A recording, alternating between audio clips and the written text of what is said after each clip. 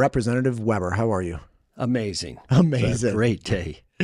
I did a bunch of Prop 1 interviews, a bunch of them. And I had Hiram Erickson and Rod Beck, county commissioner, in doing a debate. And Rod was making this big point about, the whole point of the legislature is to pass laws. What laws do you not like, or do you not like, your representatives? And Hiram, I've never met you, but he's like, I like my Madison County people very much. Hiram's awesome. Yeah. So you're one of those guys. I finally get to meet you. Well, I appreciate that. And it's great to be with you. And I've heard great things about you. So, yeah, I'm looking forward to this. Do this. Listen, not just with the Prop 1 thing, but you're addressing something that I'm very concerned about. And I was talking about last year with, I had Margaret Carmel from Boise, Devon, and we were going over the problems with HOAs. Now, in particular, Ada County's grown a lot. Obviously, a lot of places have grown a lot, but Ada County has a couple developments. We got Valnova, we got Avamore, and Avamore's in several counties, but we have Avamore, we have Dry Creek Ranch. We have all kinds of these master planned communities. Some of them are going to be like 10 to 20,000 homes and take, decades and decades to build out. I think Avamore slotted for another 30 to 40 years of build out. Now, fine, like areas grow, totally fine. But the issue that you're trying to address is in state law right now, the developer has all of the seats on the HOA. Correct. Until the project is substantially concluded, right? So it's like 95-ish% done, or until like the last house is done, somewhere in that range. And one of the big pieces of relevance is, let's say, amenities. If they're like, hey, you're going to have like a 3-story clubhouse, it's going to have a movie theater, bowling alley in the basement, all these things, it's going to be so great. And you buy your house looking at these renderings of the bowling alley and the coffee shop and everything, and then realize it's not coming for 25 years. Like, they don't have to have these things done until the community is essentially finished. They don't have to give you representation on the board. They don't have to, or in fact, they absolutely, like, there's no consideration at all for that. So the HOA is not really an HOA. It's the DOA. Right. The Exactly. Developers Association. No, you nailed it right on. And, let's back this up. So we've been working on this for a few years with the Homeowners Association. And we realize, obviously, that not all HOAs are created equally. Across the state, you're dealing with HOAs that are, under 50 homes. And to folks here in the Treasure Valley, where it's thousands of homes. And here we're trying to write a piece of legislation that would cover all HOAs and give representation and some say to the homeowners, and that's what this bill does. It's a step in the right direction, but currently there's nothing on the books that gives homeowners any representation. When you sign, a homeowner signs on that they're going to buy this piece of property and build a home, and they're signing that contract that says, hey, basically you're going to live with this, and the developer has all the authority. Okay. As a homeowner, that really gets my cackles up. Yes. But, and I've never been a developer, but if I step into the developer's shoes, there's the flip side problem, which is, for instance, I've seen even in my community, which is getting built out over the next, I think, 10 years, there are people that want the development to stop. They're like, hey, I loved seeing the fields. Yes. Like, I love seeing, the crops growing, or I love seeing the cattle. I love all this. I want to keep that. Let's stop the development. And again, the problem comes to, if all of a sudden the people that move there, when you're 300 houses down out of 2,000, if they put the kibosh on it, then you as a developer, you're like, wait a minute, I built these utility systems. We invested in the roads. All these things were supposed to be amortized over 2,000 homes. And you guys are stopping us at 300. We're dead. Yeah, and that's part of the issue, too, is protecting the investment of the developer. And we recognize that. And so bringing these two parties together, trying to move forward, that works for both sides, if there's such a thing. And, of course, that's the art of negotiation. But again, this House bill that we've passed through the House, it's on the third reading calendar of the Senate, is a step in the right direction, and that is that after 75% of the homes or the lots are sold, that developer would bring in at least a third of the board members would be a homeowner. So if you got a 5-member board, 30% is, would be 1 point something, but it'd probably be 2 members. Homeowners is what we're looking at. So, and that's just 75% of the lots sold. That's not even necessarily houses completed. So if I sell all the lots within a development and then I start building them, as soon as I sell over the 75% threshold, even if I haven't broken ground, then I have to have homeowner representation. That's the way we read that, yes. Got it. And then at 95% of the homes that are built and occupied, the transition of the control of the HOA would start transitioning to all the homeowners, and the developer would be out. Okay. What's the pushback on that? Because that seems, again, step in the right direction. Or do you have a lot of HOAs or developers that are saying, hey, this would be damaging to us for these reasons? Like, what are the reasons? Well, I think you nailed it earlier, and that is some of the homeowners are, they're going to be long gone before that even takes place. And again, recognizing that we take these steps as we can get them, that there's a lot of work to be done, and again, taking into consideration the investment that the developers have in such a big project.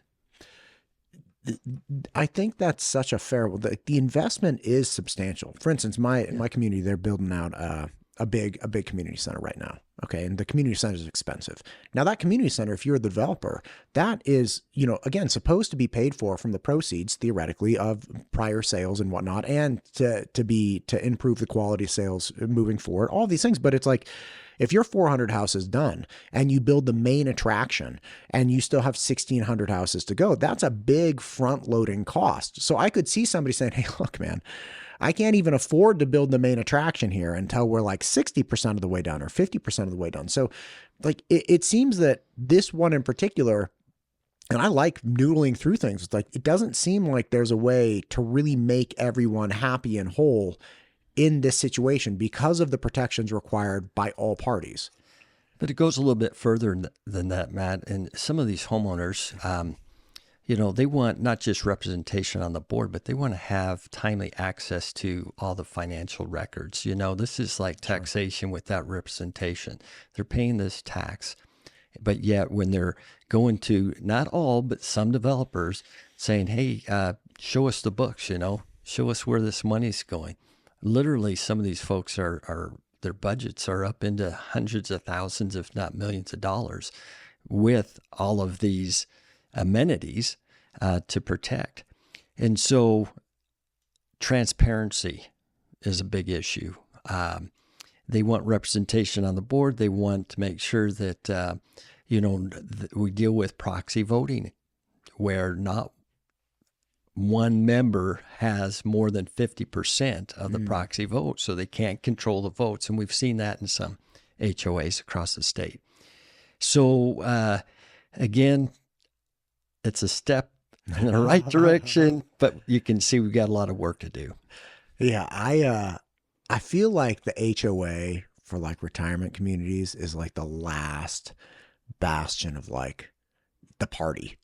I don't know how to express it, but you have all these classic representations of people that are like fighting for the HOA, like be HOA president, fighting for this and fighting, not like, just people that they want this last piece of participation with their community. And then people get crazy over it.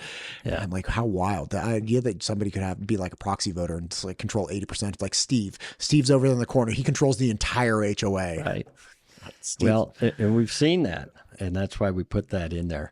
The other, we need to have some type of a penalty clause in there. So if there's bad actors, HOA members have the ability to adjudicate and go through judicial review. And if they win that, then there's a penalty that the developer is engaged or is facing. Those type of things will come. Gotcha. As we go.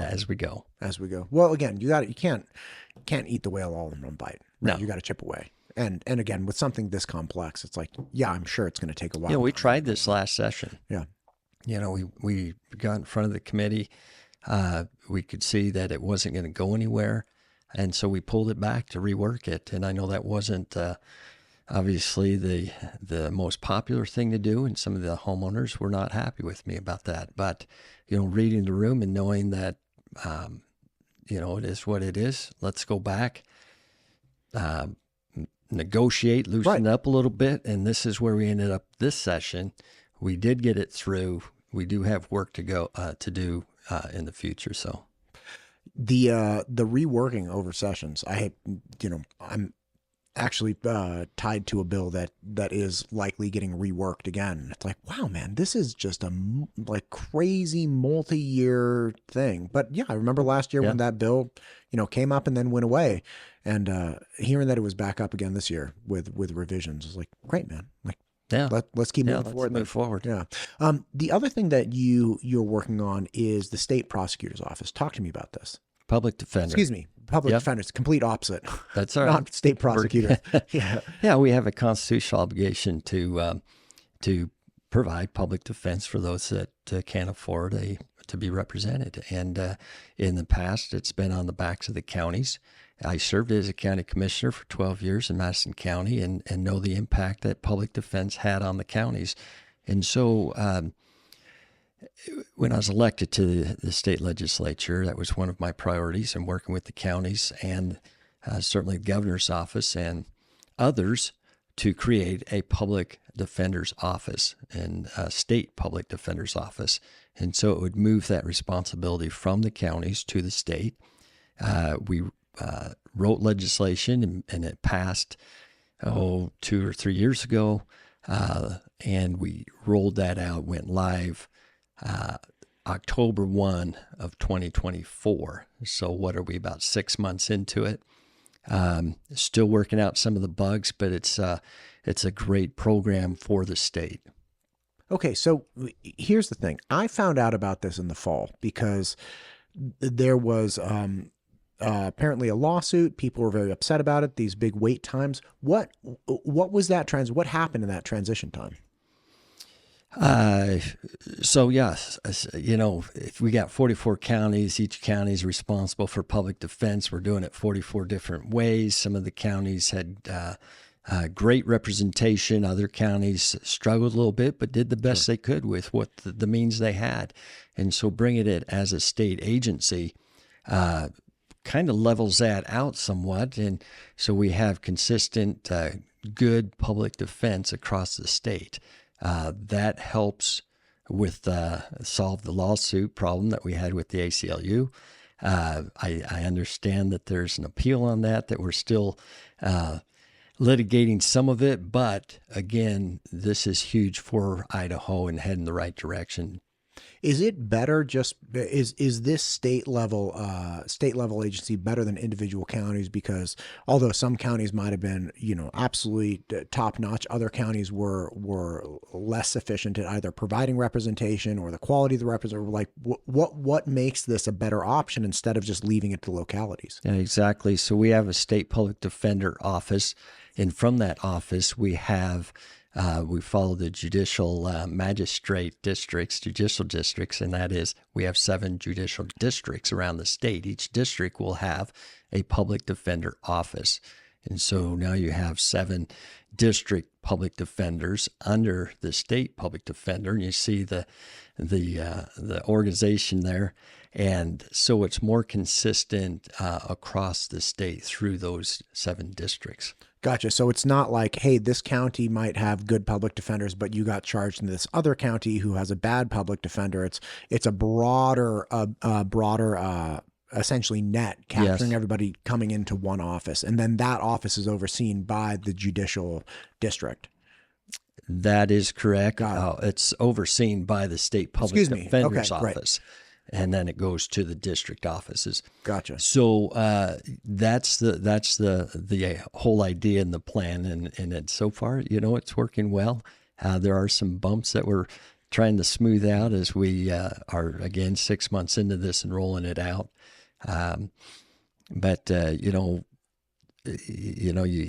can hear some negativity and concern about this around pockets in the state. But by far and large, it's going well. Good. One thing that I'm curious about, because excuse me, we're experiencing, for instance, in medicine, right, or in education, we in the public sphere, you have a lot of problems with employment, right, and just trying to get doctors to move here or nurses to move here. I mean, everybody needs nurses. I don't understand. Like, nursing seems to be the most like needed profession ever. Like, you would think that like, let's just pay them all $300,000. Like, we will solve the nursing problem. Obviously, probably not financially viable, but the point is, but with public defenders, are you guys experiencing a problem with employment, with finding enough attorneys that want to be public defenders in Idaho? Yes. And it's just like any industry, we're looking at a shortage of public defenders. We're looking at, and sometimes you think, well, money could solve the problem. We're going to pay them more. But if they're not out there, doesn't matter what you pay them if they're not coming in. And so we're dealing with some of that.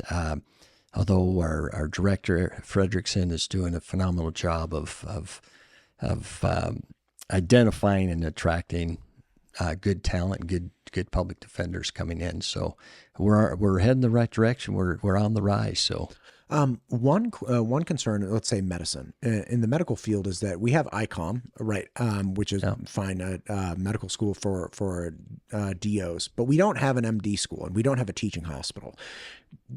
People are saying that, hey, look, our best option with getting rural physicians in the state is to home grow them, right? To have a medical school. And, obviously we have WWAMI and we have other options, but we need people from this area. And we have an insufficient number at this point. What's the situation with law schools? Do we have a sufficient number of law schools in the state of Idaho that help to essentially further that end? Yeah, we have a phenomenal program up at the University of Idaho Law School. And that's a great in-house resource that we're certainly looking at and hopefully to attract some of those folks. But, we don't necessarily, you want, and I'm careful in saying this, but, you don't want always, to be training up folks just right out of a law school, although that's great. But you want good public defenders that also have some experience. And that's what we lost at the top end when, we transitioned into the state system. And some of the public defenders that were on the verge of retirement, they retired. And so that left some great experience in folks. And some flat out just said, I don't want to work for the state. And so I'm going back to a private industry. So we dealt with some of that. Those were some of the bumps that we faced. But again, overall, we're building it back up. It's going well. We're getting there. We're getting there. That's good to hear. And you're confident that the lawsuit with the ACLU will be resolved and everything will be fine. Yes. Yeah, I'm sure because of the direction that we're heading and the resources that we're putting into public defense it's going to be tough for them to dispute the direction that we're going. Gotcha. HOAs, public defense. Is there anything else? Hey, we're always excited to give tax relief back to the property owners, the homeowners, the members of our state, and I think we're over $400 million the last I checked. It's great to do that, but we're also aware that we've got to. It has to be sustainable over time. Sure. We've got to make sure that we're. Yeah, let's give the funds back, but also we have a state to run. And so balancing the two. But, we live in a great state. There's a lot of states wish they're Idaho. We have a great balanced budget. We have great reserves, healthy reserves. We give tax relief as much as we can. And balancing all that, we have great education. There's a lot of good things happening in Idaho, and I think folks need to just keep that in mind that there's good things happening. Yeah, but that doesn't sell newspapers, like, so to speak. Not that anybody's buying newspapers anymore, but like that doesn't. It just seems that there are so many people that are so invested in trying to convince everybody that like we're just on the verge of. If I hear one more person saying that we're about to turn blue like Colorado, I might vomit. Like on the part, like just It's like, no matter what you think about college, none of my affair. It's just, look, can we just get away from the like, there's a crisis like right around the corner that you can't. It's like things are going pretty well here. And yeah, things could be better. Yeah. You know, everything can always be better. And, you know, there are problems in this area or that area. But it's like, in general, things are great. I think so. Yeah. And you know what? There's 9 Democrats in the House of Representatives in Idaho. And there, you know, there's a total of 70 of us. Right. And so, you know, we're looking at it and we're saying, if we're going to turn blue, we got a long ways to go. But even at that, the 9 Democrats we have here, in my opinion, they probably make pretty good Republicans in most states. Doesn't? Okay. And isn't that crazy to think about? But yet we like to just demonize them when they look at the federal side. Okay. Senator Ruckty, right? Yes. Okay. Doesn't Great he guy. poll better than Trump? Like somebody told me that he polls better as a Democrat than like Trump and his Republican counterpart. Like and again, nothing, I'm not trying to throw shade or criticize him at all, but just to your point that he, you know, the Democrats, and I've spoken with lots of them in the senators and House of Representatives, like these are, again, I think good people that are pragmatic. Now, does everybody agree with them on all points? No, absolutely not. And they still, you know, there are still some, you know, Democratic leanings, or at least what I would call Democratic leanings from my former state that shall not be named. But it's like they're very conservative compared to other Democratic states. I think so. Yeah. And, you know, and you just nailed it. And that is, there are some Democrat leanings. But outside of those few that lean that way, I mean, we've got a great state. I was talking to Representative Mathias yesterday. Like, yeah, he's a great guy. And Representative Galaviz. Like I really enjoy speaking with these people. Again, they're working hard.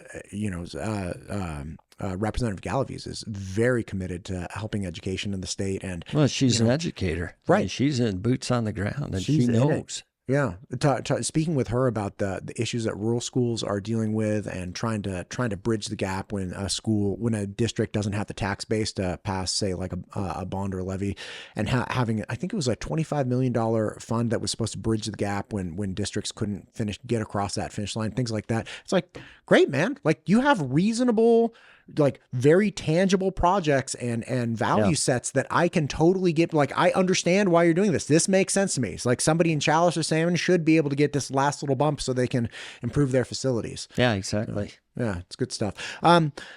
Representative, I appreciate you coming in. I know it's early today and you came in to, like, we've been trying to get this together. Is there anything you'd like to hit here at the end? No, this is super. I appreciate your time. This has been a great interview, great day. You know, great day. Let's go out and make Idaho great. Yeah, let's do that.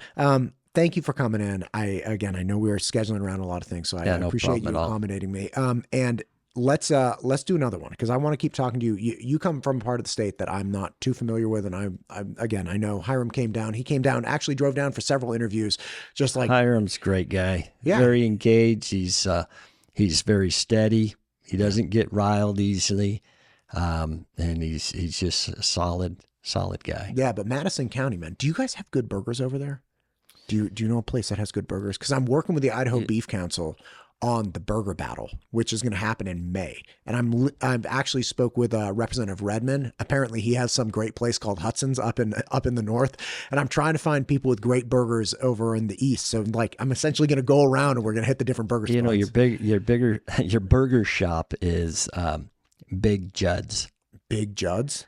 Judd's. Okay. J-U-D. Okay. And this is over near where you live. This is your district. Yes. Okay. Well, listen, if I can make it out to Madison County, we're going. I'm 100%. Dude, so we got to get. This is the home of the 1 pound burger. That has no chance with me. So, like, listen. And it's phenomenal. I'm there. Do they have good fries? Oh yeah, they're all homemade. Milkshake? Absolutely. I mean, it's your classic. You got to do me a solid then. I'm going to make it out there. You got to get a hold of them though. Just like a text or something. Let them know they have to register for the burger battle by the end of the month. They just register. I will drive out to where you are. We'll go to Big Judd's. We'll do like a great little like in-house podcast. Excellent. We'll showcase the burger. We'll make it happen. You get me the information. I'll work on it today. God bless it. It'll be great. Representative, thank you for coming in. Let's do this again. Thanks, man. Appreciate you.